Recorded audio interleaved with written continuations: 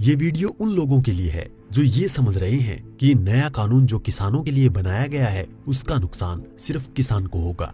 जी नहीं, आप गलत हैं। अब मैं आपको समझा दूं, शायद आपको समझ में आ जाएगा। केवल एक सेक्शन बताता हूँ जिससे आपको पूरी कहानी समझ आ जाएगी। जो कॉन्ट्रैक्ट फार्मिंग है, उस कॉन्ट्रैक्ट फार्मिंग की धारा 3, उसमें जो है जो एग्रीमेंट होगा किसान और व्यापारी के बीच में, मैं उसके बारे में बताता हूँ। आप समझ जाएंगे, उसके बाद कुछ बताने की जरूरत नहीं पड़ेगी। उस धारा 3 में लिखा है कि किसान और व्यापारी के बीच में एग्रीमेंट होगा। उसमें यह लिखा जाएगा, नंबर 1, किसान को अपनी जमीन पर कौन सी फसल उगानी होगी। नंबर 2, उस फसल का ग्रेड क्या होगा, स्टैंडर्ड क्या होगा और उसकी क्वालिटी क्या होगी। नंबर 3, उस फसल को उगाने के लिए जो बीज होगा, जो खाद होगा, जो कीटनाशक होंगे, जो मशीनरी होगी, जो तकनीक होगी, उसे वो व्यापारी जिसके साथ समझौता हो रहा है वो देगा। उसके बाद उसी एग्रीमेंट पर लिखा जाएगा उसकी कीमत क्या होगी। जो फसल उगाएगा, जब फसल पक के तैयार हो जाएगी तो किस कीमत पर व्यापारी खरीदेगा, ये भी लिखा जाएगा। साथ में ये भी लिखा जाएगा कि इस फसल की कितनी बार चेकिंग होगी।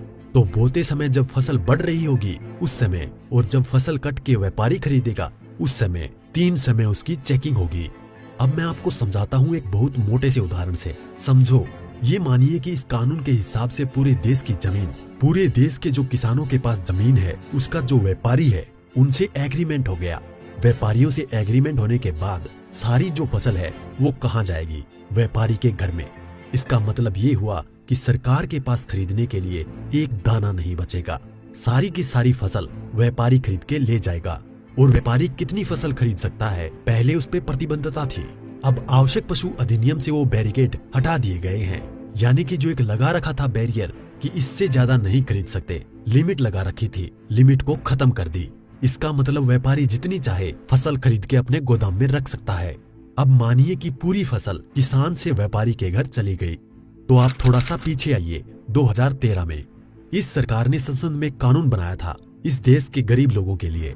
82 करोड़ गरीब लोगों के लिए नेशनल फूड सिक्योरिटी एक्ट यानी राष्ट्रीय खाद्य सुरक्षा कानून के तहत 82 करोड़ लोगों को 3 रुपए किलो चावल, 2 रुपए किलो गेहूं और 1 रुपए किलो मोटा अनाज देना था।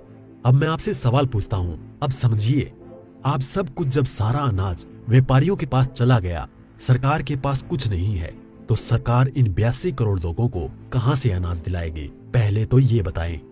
इसका मतलब जो 82 करोड़ गरीब सरकार की मदद पर निर्भर था वो खत्म हो गया। मतलब आप कह रहे हैं कि किसानों के खिलाफ बिल है, किसानों की भलाई की बात कर रहे हैं, किसानों के खिलाफ लोग समझ रहे हैं। नहीं, ये पूरे देश के खिलाफ है। इससे 82 करोड़ गरीब खत्म। देश में 5 लाख जो राशन की दुकानें हैं वो भी खत्म। 5 लाख राशन की दुकानों में कुछ रोजगार भी मिलता होगा, वो भी खत्म। अब इसके बाद आप आ जाइए कि जब किसान को सारी चीजें, जो खाद भी है, बीज भी है, कीटनाशक भी है, मशीनें भी हैं, तकनीक भी है, वो व्यापारी जिससे समझौता हुआ है वो ही देगा। तो जो व्यापारी ये काम करते हैं, कोई खाद बेचता है, कोई बीज बेचता है, कोई मशीन बेचता है, तो कोई कीटनाशक बेचता है, वो व्यापारी भी खत्म। तो आपने व्यापारी खत्म कर दिए, गरीब मजदूर खत्म कर दिए, और किसानों को आपने बंधक बना दिया, मजदूर बना दिया, गुलाम बना दिया। कैसे? अब मैं बताता हूँ। जब किसान की जमीन पर एग्रीमेंट हो गया तो किसान चाहकर भी अपनी जमीन में मानो मक्का बोए हुए है, मक्के से एक बूटा तोड़ के नहीं खा सकता।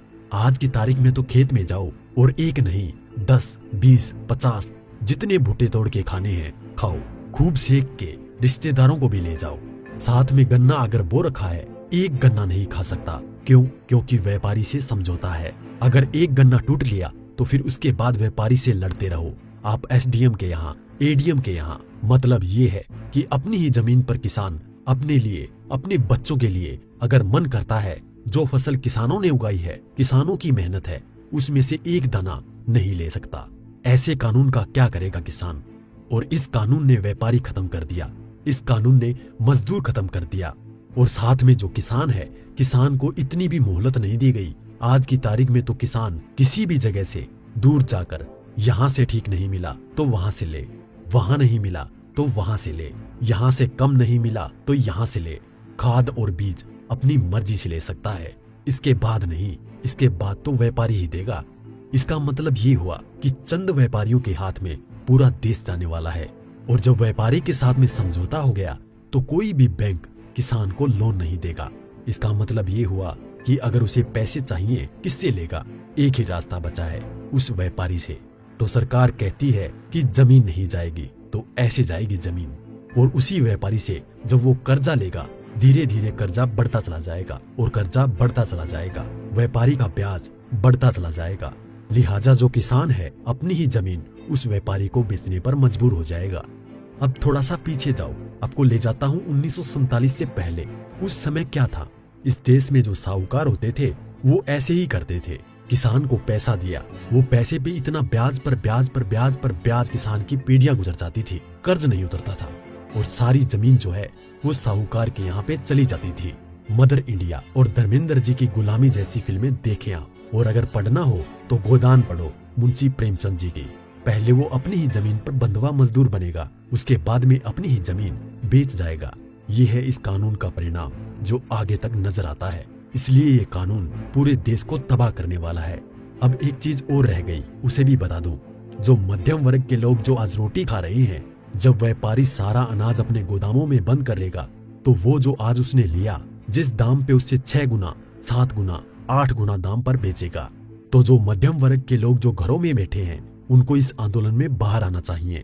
जो अनाज, ये आटा 20 रुपए से 25 रुपए 30 रुपए किलो मिल रहा है, वो ही इस कानून के लागू होने के बाद वो आटा, वो अनाज उन्हें 50 से 6 गुना दाम पर मिलेगा। 100 रुपए, 125 रुपए, 150 रुपए किलो मिलेगा। तो असर किस पे पड़ेगा? एक भी व्यक्ति नहीं बचेगा जिस पर इस कानून का असर ना पड़े। इसलिए मैं कहता हूँ कि ये किसानों के विरोध में नहीं है, देश को तबाह और बर्बाद करने के लिए है। इतना सब कुछ पता होने के बाद भी अगर आप किसानों का साथ नहीं देते हैं तो आगे आपकी मर्जी।